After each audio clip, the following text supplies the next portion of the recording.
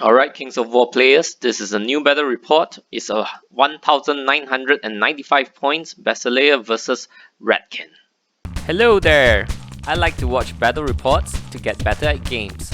So I started making short, summarized battle reports that focus on learning points. So welcome to my channel, Newbie Dice. Do like, subscribe, and hit the bell icon if you enjoy my videos. Welcome back everybody. So this game I'm actually fighting against Alex Kus. Now it's a running joke in the community that both of us are slow players. So in this battle report I'm going to add some cinematic effects to show the time it takes for us to play our games. So these are our lists, and I have only 10 drops, and because this is 1995 points, right? So I put a dragon in. This is the first time I played dragon in Basilea, if I'm not wrong.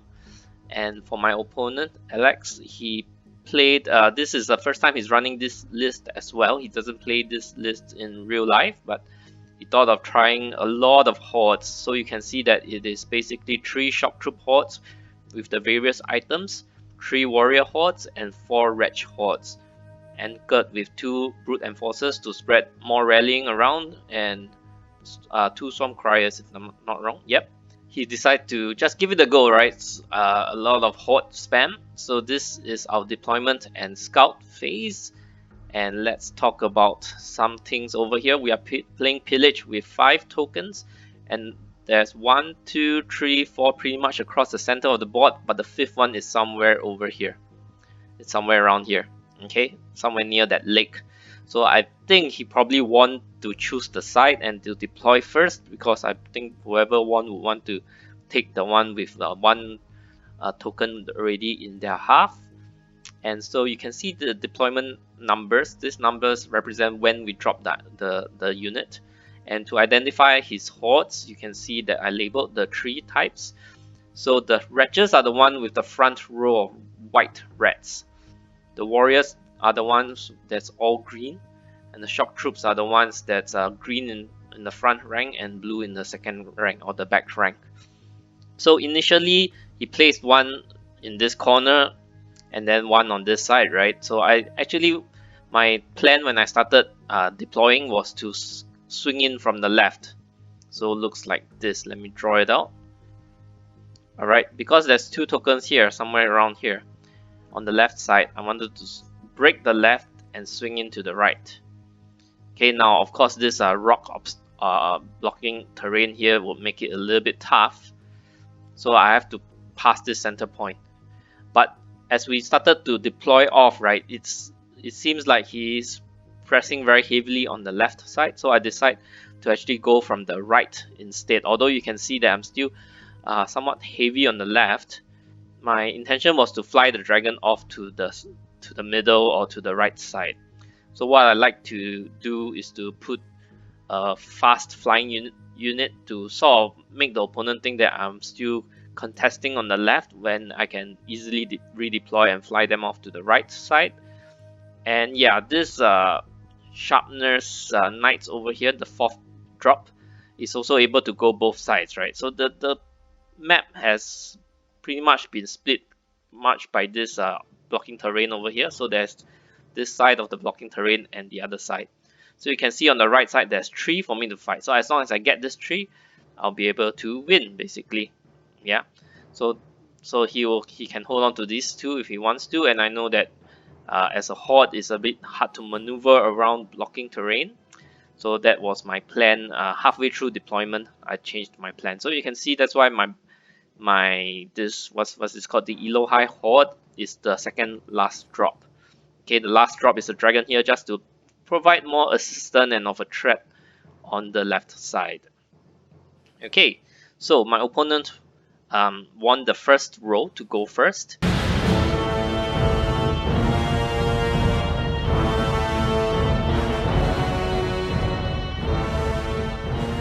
So this is, and he decided to go first, right? So this is after the top of 1, and now you can see that objective on the left side over here.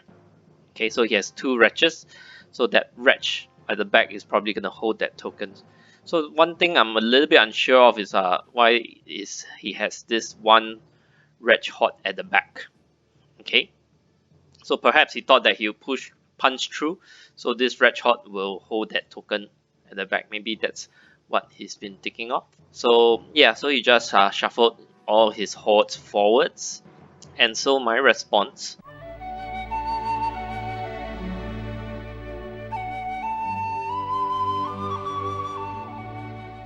I sort of push everything to threaten him because he is speed 6 across the board, so I pushed everything up to sort of threaten him. And you notice that my dragon sort of moves sideways over here so that I can fly off to assist the right side of the blocking terrain if I want to. Okay, so basically I'll threat him except for my ogres and my foot soldiers. So another thing that happened is my wizard was deployed around here because he could get on the hill and shoot at those the flaggers, the swarm criers or the brute enforcers, because I just want to rout them if I can.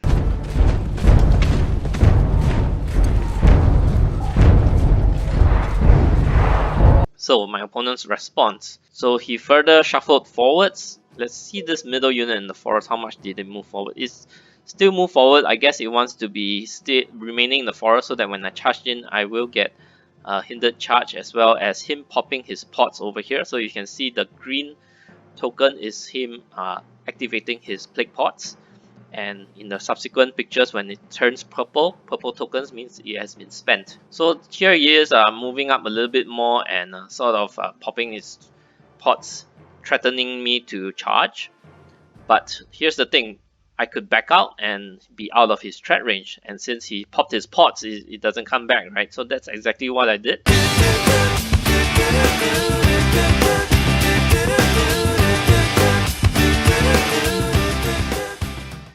I backed off.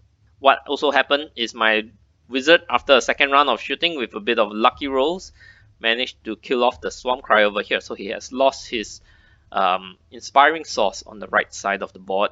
Another thing I did do was that on the right side over here, my Elohai hot position, initially it was out of 12-inch of the charge range of this wretches over here, the one with the white row of reds in front. But as I fidget and basically you land the unit, you're out of charge range, and then you pivot it around, and then the corner goes into the charge range. So that's what happened. I did not intend for it to be within charge range of the wretches, but in the end it did. So that's what happened. So let's look at his responses. So his wretches on the right side charged at my Elohai, yeah, while the warriors in the forests charged this ogres. So my ogres did set up to be charged because I do have a lot of counter charging and flank charging options. So I position it to take the charge, and he's coming out of the forest hindered as well. Another interesting thing to note was these warriors did not come up into the forest to take the position. Being out of the forest, you couldn't be able to see a lot of things as well.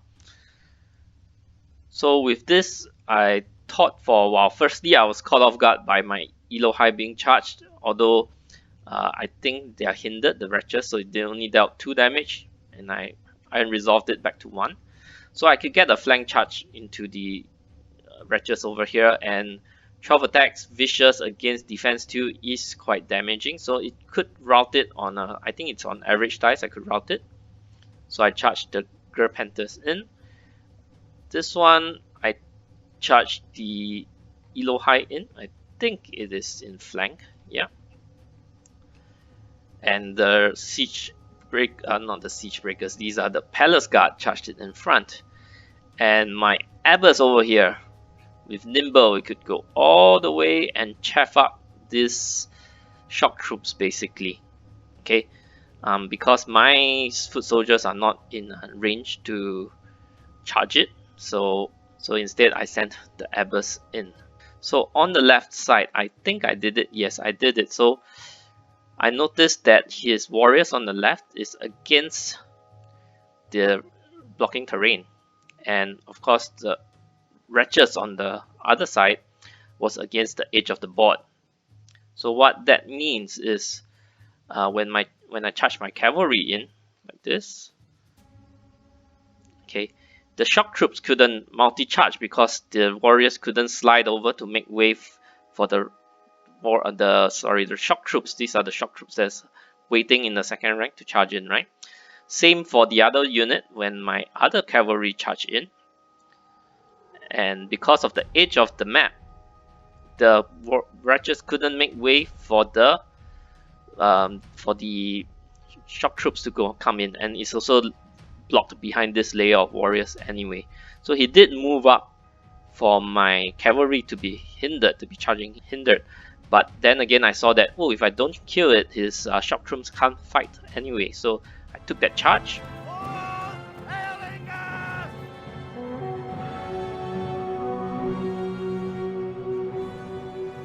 So let's talk about from left to right, shall we?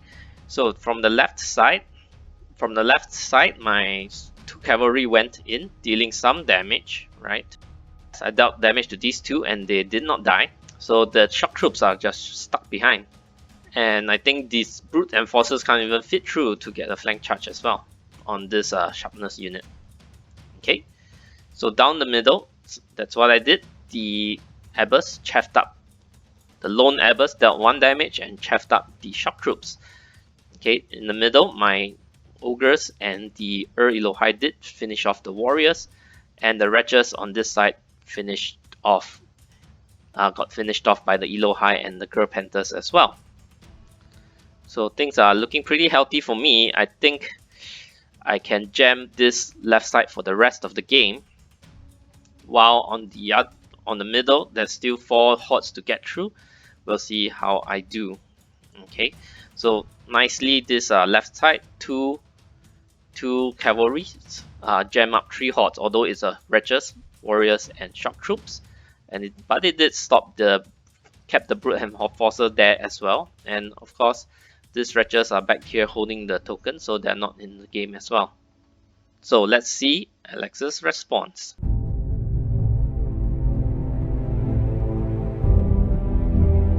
So this one was pretty interesting. I think there was a combat on the left side there's counter charge, so my cavalry did take damage. On the other side, I'm not sure if it was bad luck that he didn't do any damage. It could be. And then let's talk about the middle. So the middle, he started to shuffle into position, right? So the threat here is this. Let's draw it out. His shock troops, he's afraid of his shock troops getting flank charged by the Elohai horde. So this is the flank, and this is the Elohai horde looking down at the flank, right? So he positioned this warrior horde in a way that the flank is protected from the Elohai.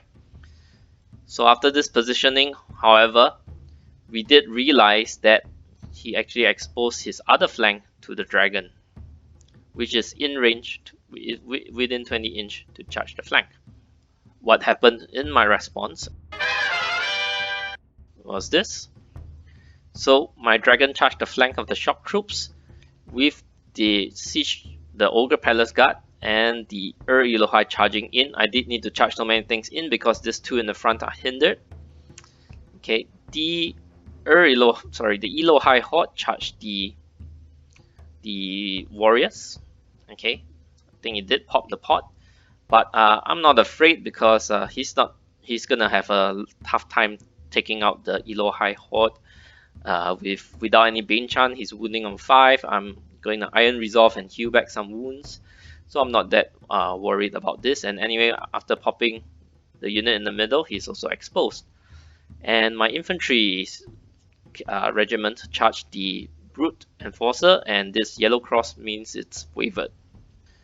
So on the left side, I realized that, okay, since I already did my job, the cavalry stuck the 2 trash units in place, not allowing the shock troops to fight. I'll just stay here. So what I do is I just back up so that when he charges, he'll get hindered and it'll take even longer, near impossible to take out these 2 cavalry units with these 2 units and without any Bane Chant. So let's see. The threat now is my dragon is definitely gonna eat the charge, and I guess nothing I can do there. I already cleared up quite a lot of units, so I'm fine with it going down. A few inches later.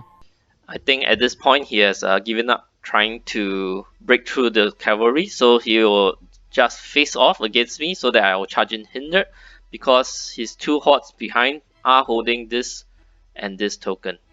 Okay, so let me get to the laser pointer. So one token here and one token that's underneath the shock troop hordes.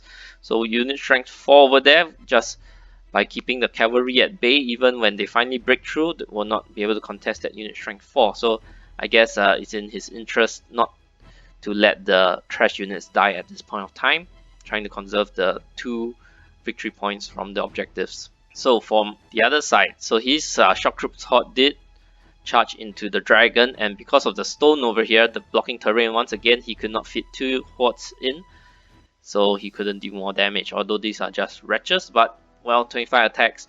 Wretches on their combat, on their offense, is they are as good as warriors, so they're not too bad themselves.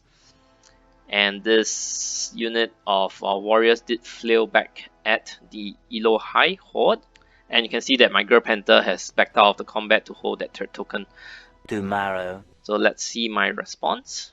So I do know that I want to take down the warriors quickly, so I did charge the ogres into the flank of these warriors over here. With the assistance of the Elo High, did take it out. So my remaining units, or rather just the dragon and the Elo High, charged into the shock troops. I'm not sure if my... Okay, so the infantry finished off the brute enforcer. Now on the left, I did charge in, so I realized that okay, he has done his job already. So now let me just charge in, deal a little bit more damage. So let's move on. On his response, on the second charge of the shock troops, it did take out the dragon, which is expected. And on the left side, I think he did not fight. Probably did not fight because no extra wounds were on my cavalry. So finally, my response, I charged and killed off the shock troops. And with so much unit strength, 7 unit strength, holding this token, the only token that he has a chance of contesting, I kind of secure my spot there. And quite luckily, on the left side, my 2 cavalry did finish off the 2 trash units. And I think the game ended here. Yes. So I have 3 of the victory points, and he has 2 of the objectives over here. For my opponent, this is the first time he did run this many hordes in his lists, and it did present a lot of traffic issues that definitely showed in this game. Otherwise, he is definitely a very good player usually. That's just he's unfamiliar with this list. So let's go on to learning points. We start with this. Yes, horde army. Sometimes you kind of math or you create a list in your head with lots of hordes and you say, oh, this is going to be a very strong list. Well, the thing you don't take into account when you think of the list, when you conjure the list in your mind, is that these units are very difficult to maneuver. Infantry hordes, they're rectangular, very longish, very hard to pivot around.